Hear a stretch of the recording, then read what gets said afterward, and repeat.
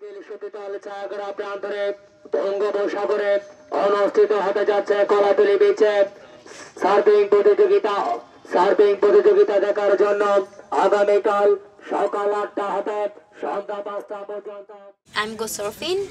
and my husband family not like this tell I don't like and Bengali girl go surfing but I like so much in surfing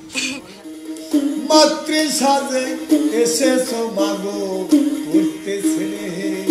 অভিনয়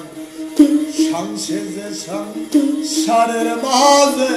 আমি তোমার সেজেছি তো নয়